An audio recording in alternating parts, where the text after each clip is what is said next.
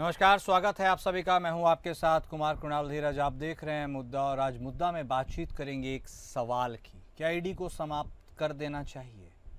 यह सवाल इसलिए भी खास है क्योंकि नेशनल हेराल्ड मामले में ईडी के द्वारा सीज किए गए संपत्ति और सोनिया राहुल के खिलाफ चार्जशीट दाखिल करने के विरोध में कांग्रेस कार्यकर्ता पूरे प्रदेश में सड़कों पर उतर चुके हैं। उन्होंने प्रदर्शन भी किया। कांग्रेस ने इस निर्णय का विरोध करते हुए इसे बदले की भावना से उठाया गया कदम बताया है। वहीं समाजवादी पार्टी के नेता अखिलेश यादव ने कांग्रेस को उसकी कथित गलती का एहसास कराया। अखिलेश यादव ने केंद्र और उत्तर प्रदेश सरकार पर गंभीर आरोप लगाते हुए कहा कि कांग्रेस ने ही ईडी बनाई थी और आज ईडी की वजह से उन्हें भी परेशानी का सामना करना पड़ रहा है। ईडी जैसे विभाग को समाप्त कर देना चाहिए। कुल मिलाकर देखा जाए तो इस पूरे प्रकरण का राजनीतिक लाभ लेने का प्रयास सभी राजनीतिक दल कर रहे हैं। आज तमाम दल ईडी के साए में हैं। ऐसे में खास तौर पर विपक्ष ईडी के खिलाफ आवाज उठा ही रहा है। लेकिन भले ही वह ईडी हो या सीबीआई हो, सभी का दुरुपयोग सियासी कारणों से होता रहा है और हो भी रहा है। और फिर चाहे वह कांग्रेस हो या बीजेपी, सभी दोषी हैं। तभी तो सीबीआई को सुप्रीम कोर्ट ने तोता कहा। यह मामला केंद्रीय एजेंसियों के दुरुपयोग का है, सत्ता के गलत इस्तेमाल का है। ऐसे में क्या राजनीति नीयत में सुधार की जरूरत है या फिर ईडी को खत्म करने की? आज हम इसी पर चर्चा करेंगे। जांच एजेंसियों का क्या सियासी इस्तेमाल किया जा रहा है? यह अपने आप में सबसे बड़ा सवाल है और सत्ता का गलत इस्तेमाल भी प्रश्न चिन्ह खड़ा कर रहा है। ऐसे में जांच एजेंसियों के निशाने पर केवल विपक्ष ही क्यों है, यह भी विपक्षी पार्टी के जितने भी सदस्य हैं उनके मन में यह सवाल रहता है, जिसका जवाब उन्हें नहीं मिल पाता। क्या टारगेट की तरह एक ही पार्टी या फिर एक ही महागठबंधन के विपक्षी बैनर के तले घटक दलों की तरफ ही ईडी का यह जो कार्रवाई हो रही है, या फिर सत्ता पक्ष की तरफ भी कोई है जिसके तरफ ईडी वार करती है? ऐसे सारे तमाम गुत्थी है और ऐसे सवाल हैं जो अनसुलझे हैं, और आज हम इसी पर चर्चा करेंगे, जानकारी लेने की कोशिश करेंगे। और इसी मुद्दे पर आज हम अपनी चर्चा को आगे बढ़ाएंगे। हमारे साथ हमारे खास मेहमान जुड़ चुके हैं। हमारे साथ समाजवादी पार्टी के तरफ से बतौर प्रवक्ता रविंद्र सिंह जी जुड़ गए हैं। वहीं भारतीय जनता पार्टी के तरफ से बतौर नेता सूर्य प्रकाश शर्मा साहब भी जुड़ चुके हैं। आप दोनों खास मेहमान का स्वागत है। अब पीड़ित पक्ष की बात करें हालिया घटनाक्रम में, तो वो विपक्ष ही है। इसीलिए शुरुआत सिंह साहब आप ही के साथ करते हैं। क्या अब आपको लगता है एनफोर्समेंट डायरेक्टरेट, जिसके पास बहुत ताकत है, 2013 के अमेंडमेंट के बाद तो यह ताकत और ज़्यादा बढ़ गई थी, ऐसे में अब इसका सदुपयोग हो रहा है या दुरुपयोग हो रहा है, जिस ओर आप इशारा कर रहे हैं? क्या लगता है कि विंडिक्टिव पॉलिटिक्स के तहत केवल विपक्षी पार्टियों को ही टारगेट किया जा रहा है? सिंह साहब।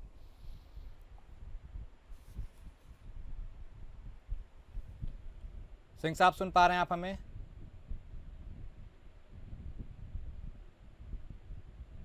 सिंह साहब, आवाज जा रही है आपके पास?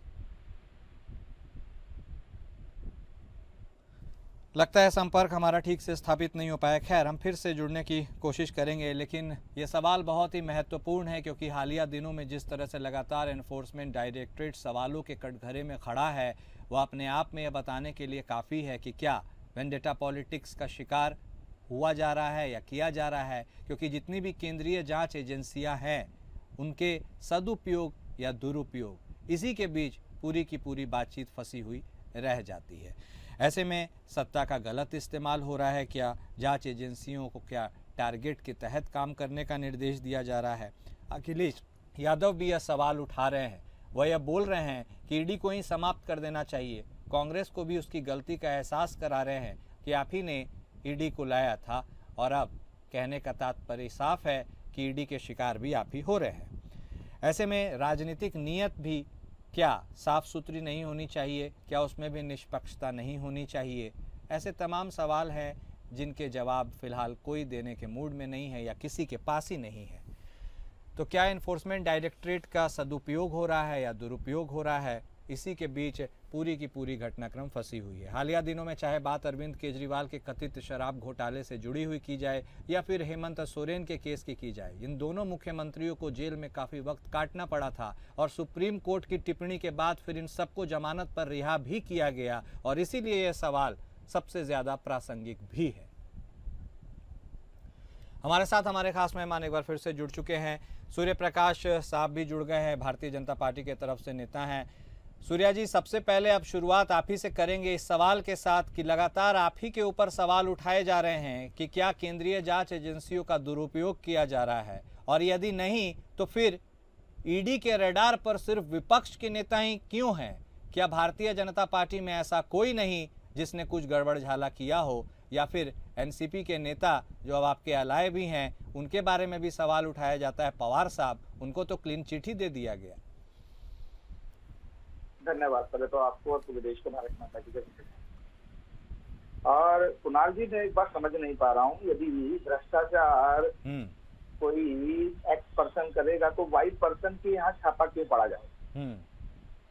और सबसे महत्वपूर्ण बात कि भ्रष्टाचार के यदि साक्ष्य होते हैं उसी के बाद ईडी कार्रवाई करती है। ये हर बार प्रश्न उठता है कि आखिर क्या कारण है कि सत्ता पक्ष के लोगों पे कार्रवाई नहीं होती है, विपक्ष के लोगों पे ही कार्रवाई होती है। हाँ।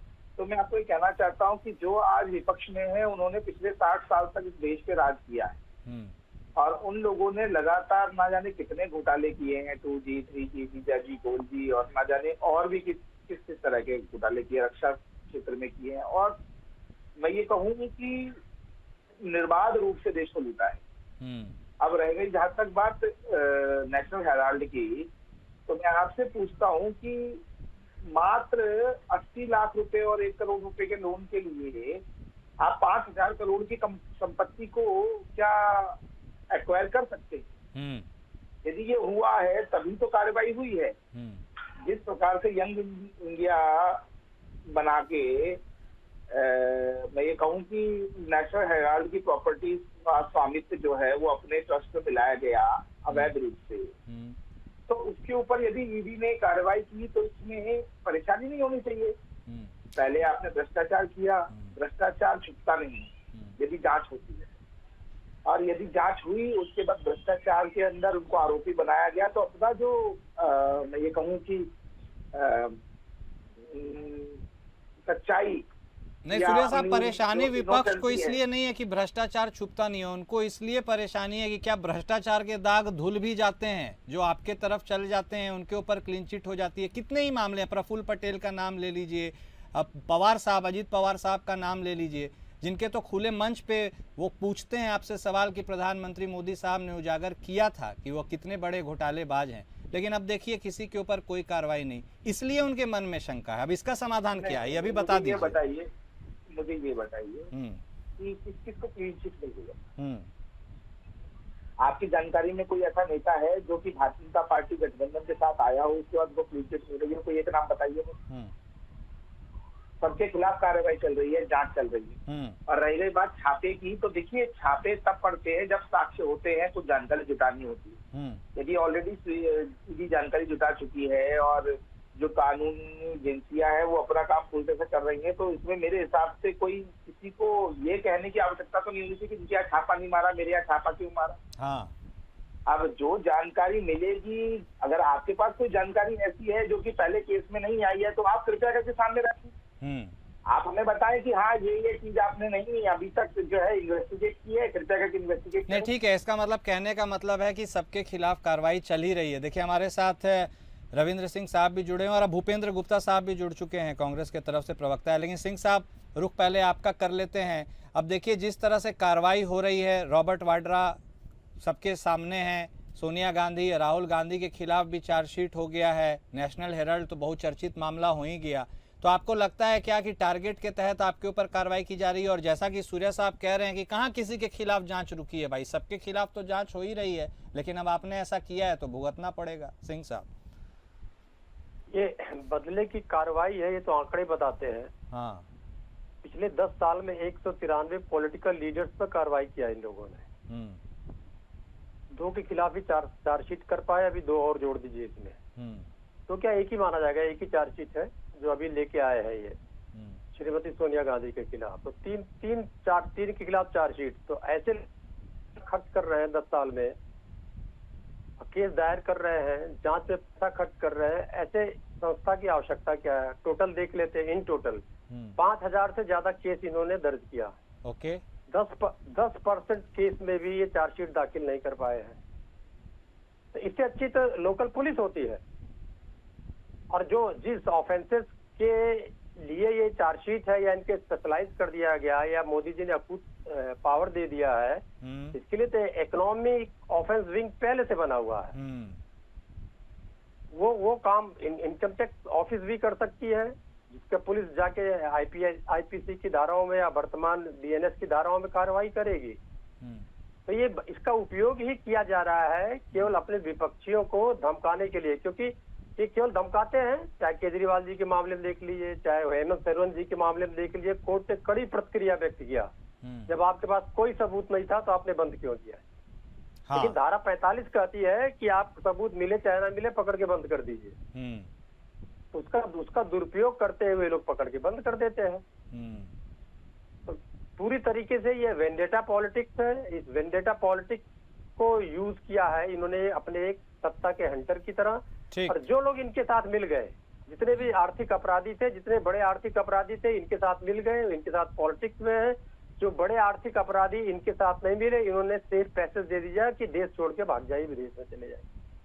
ठीक है, ठीक है सिंह साहब। अब भूपेंद्र साहब भी हमारे साथ जुड़े हुए हैं। भूपेंद्र साहब, अब देखिए रॉबर्ट वाड्रा साहब कह रहे हैं, उन्हीं के पहले एग्जाम्पल ले लेते हैं कि देखिए 2025 में भी मुझसे वही सवाल पूछा जा रहा है जिसका जवाब ऑलरेडी हमने 2019 में दे दिया है। वो स्क्रिप्टेड है, वो लिखा हुआ है। वो साफ तौर पर कह रहे हैं कितने भी सवाल पूछो हम तैयार हैं, हम डरने वाले नहीं हैं, जब कुछ है ही नहीं तो होगा क्या।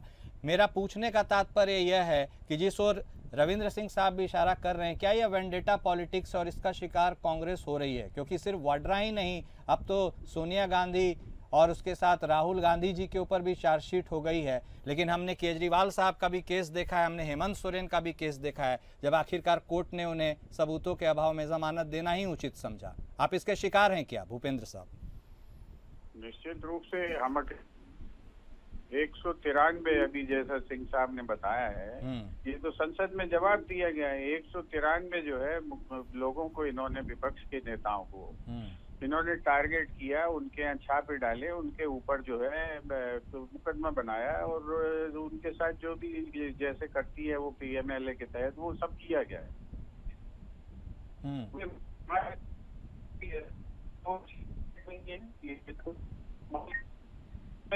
23 लोगों को भाजपा ज्वाइन करा दी, उसकी वॉशिंग मशीन से वो गुजर गए हैं। तो ये इस देश में जो है विपक्ष में रह के भ्रष्टाचार लोग कर रहे हैं और सत्ता में रह के जो है परम ईमानदार लोग काम कर रहे हैं। ये जो है ये जो सवाल है, आज मैं पूछना चाहता हूँ कि कहीं पर भी कोई मनी ट्रेल है क्या? ईडी का निर्माण किस लिए किया गया? मध्य प्रदेश में 54 किलो सोना सड़क पर छोड़कर कोई आदमी भग गया है और 11 करोड़ रुपए छोड़ के, उसमें भी ईडी शामिल है। ईडी की बताएं कार्रवाई कहाँ पहुंची है? उसको जमानत मिल गई है।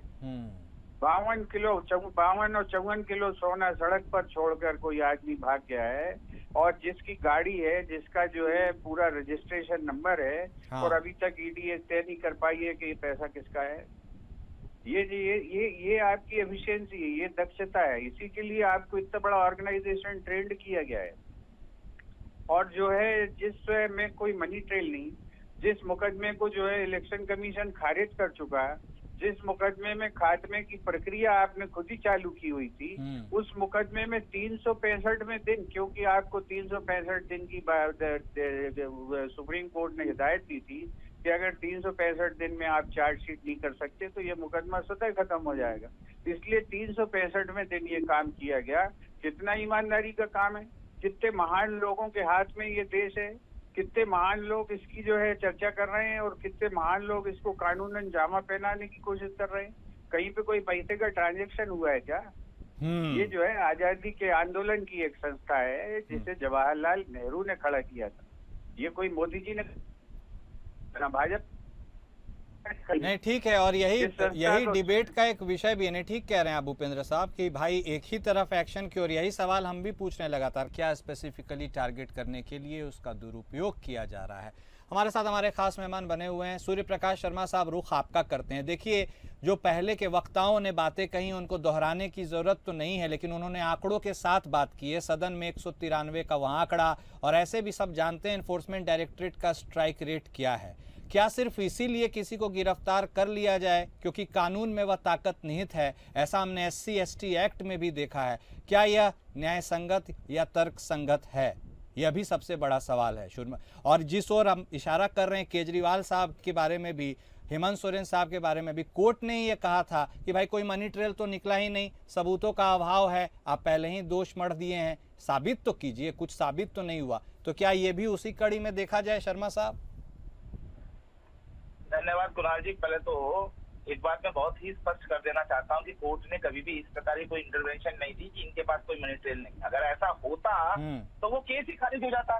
तो फिर तो उनको जमानत भी नहीं मिलती ना सर। इसलिए पूरी बात को मैं वही कहना चाहता हूँ कुणाल जी, आप पहले मेरी बात को सुने, आप मुझे इंटरप्ट ना करें। विपक्ष को आपने इंटरप्ट नहीं किया, आप लगातार मुझे इंटरप्ट करते हैं। या तो आप मुझे बोलने का मौका दे पूरी तरीके से, 2:1 है, अदरवाइज मैं चुप हो जाता हूँ। किसी को इंटरप्ट नहीं किया सर। खैर, आपको ऐसा लगता है तो फिर भी आप बोलिए। कर रहे हैं इसलिए मैं निवेदन कर रहा हूँ आपसे। बोलिए बोलिए बोलिए शर्मा साहब, बोलिए। धन्यवाद। पहली चीज, किसी भी कोर्ट ने ये नहीं कहा कि मनी ट्रेल नहीं है, और ना ही किसी ने ये कहा कि आपने इनको क्यों उठा के बंद कर दिया। वहां पर कोर्ट से जब पूछा गया, कोर्ट ने जब एजेंसियों से पूछा तो उन्होंने कहा कि हमारी इन्वेस्टिगेशन पूरी होगी। जब इन्वेस्टिगेशन पूरी हो गई है तो उसके बाद कोर्ट ने कहा कि इन्वेस्टिगेशन पूरी हो गई है तो इनको बेल दी जा सकती है।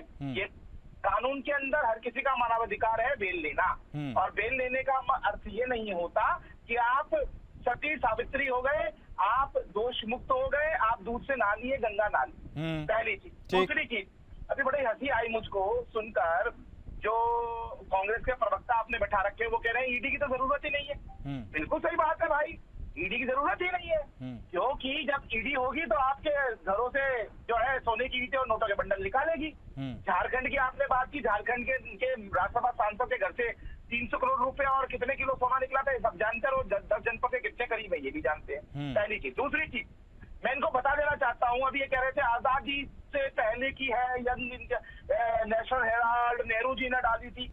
अरे उससे कौन डिनाई कर रहा है? इसका अर्थ ये तो नहीं है कि आप करप्शन करेंगे।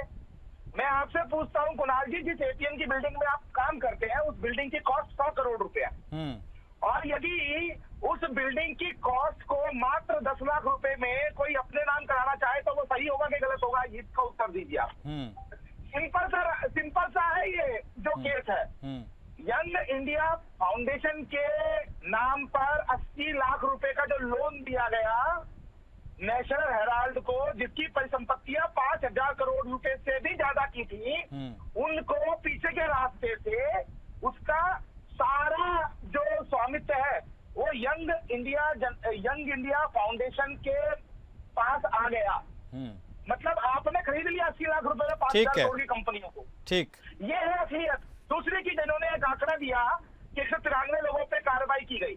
हाँ, हम स्वीकार करते हैं, और इन्होंने कहा कि 1 या 2, मैं आपको बता देता चाहता हूँ 7 से ज्यादा चार्जशीट दाखिल हो चुकी है अलग अलग मामलों में। और एक आंकड़ा मैं भी दे देता हूँ, 2017-18 तक जब तक ये अमेंडमेंट नहीं हुआ था ईडी बिल में, तब तक ईडी के द्वारा जो परिसंपत्तियां सीज की गई थी, रिकवरी हुई थी, वो हुई थी 5,000 करोड़ से आसपास पे, और उसके बाद 3,000 से ज्यादा रेड हुई है। और अभी लेटेस्ट आंकड़ा अभी नहीं आया, लेकिन जो पुराना आंकड़ा है वो 1,20,000 करोड़ रुपए का आंकड़ा है कि 1,20,000 करोड़ रुपए का काला धन, प्रॉपर्टीज, सोना, चांदी, हीरा, मोती, कैश। मतलब शर्मा साहब आप नहीं समझ गए आपकी बात। आप यही कहना चाह रहे हैं ना कि करप्शन में, सुनिए एक मिनट सर, करप्शन में जितने भी लिप्त लोग हैं वह सब विपक्ष में ही है, यही आप कहना चाह रहे हैं? सोने चांदी के अंबार बना के रखेंगे और एजेंसियां में खोद के निकालेंगी तो परेशानी क्या है?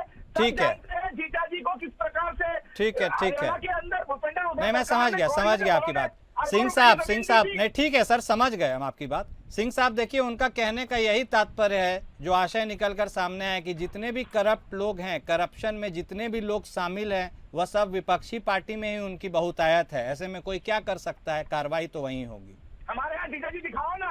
हाँ देखिए, पूछ रहे हैं उनके यहाँ दिखाइए। किसको कि हमने कोडियों में बहुत जमीन दी है। अब वह भी कौन दिखाई, अभी सवाल है। खैर सिंह साहब, ओवर टू यू। अब सबसे पहले जो इन्होंने ईडी का हाल कर दिया हुआ है, हाँ, एक ईडी का अधिकारी दिल्ली में असिस्टेंट डायरेक्टर पकड़ा जाता है, 20 लाख रुपया लेते, सीबीआई पकड़ती है। शिमला में एक ईडी अधिकारी के यहाँ से 1.14 करोड़ रुपए बरामद होता है। एक ईडी अधिकारी के यहाँ से 5 करोड़ रुपया बरामद होता है। तमिलनाडु में एक ईडी अधिकारी 20 लाख लेते। एक मिनट शर्मा साहब, अब आप उनको भी सुन लीजिए ना सर। एक मिनट शर्मा साहब, आप उनको भी तो सुन लीजिए। आपने बोला कि आपको कोई ना टोके, तो उनको भी तो नहीं टोकिए आप सर। एक मिनट शर्मा साहब प्लीज, आपके पास भी आएंगे, काउंटर कर लीजिएगा सर प्लीज, आपके पास भी आएंगे। चलिए बोलिए सिंह साहब। एक मिनट शर्मा साहब प्लीज। हाँ। ऐसे ही एक घटना जो होती है राजस्थान में होती है, सीबीआई इन जो 5 मामले भी गिनाए हैं सब में गिरफ्तारी सीबीआई करती है। हाँ। अब अगर ईडी में ही इतना भ्रष्टाचार है कि उसको ही सरकार की एक एजेंसी जो सीबीआई है, हाँ। वो पकड़ रही है, तो निश्चित रूप से ऐसा उसको करने की छूट दी गई होगी। अच्छा, ईडी को समाप्त ही किया जाना चाहिए। इकोनॉमिक ऑफेंस विंग, स्थानीय पुलिस, इसको लगा के काम करना चाहिए। अब ये गिना रहे थे यंग इंडिया और नेशनल हेराल्ड के बाद जी केशव भवन, और हर जिले में बने, दिल्ली में बना एक केशव भवन, और दिल्ली में जो दूसरा मुख्यालय बना है भारतीय जनता पार्टी का, और हर राज्यों में बने मुख्यालय, हर जिले में बने मुख्यालय। ये सबसे बड़ा ईडी की जांच का मामला है। अगर ये पकड़ा जाएगा तो विश्व का सबसे बड़ा ईडी का अपराध होगा। और ऐसा नहीं है कि इसकी जांच नहीं होगी। आज आप हैं, कल हम होंगे, जांच होगी। और आज के डेट में आज अपराधी आप दिखाई पड़ते हैं कि जब आप भारत को लूटने वाले लोगों को भगा के दूसरे जगह कर देते हैं देशों में, और उनके साथ साठगांठ करते हैं। ठीक है। दूसरे को आपका आरोप जो है 1 मिनट में खारिज हो चुका है, आपका आरोप खारिज हो जाएगा, लेकिन आप जाइएगा, समय की प्रतीक्षा करिए।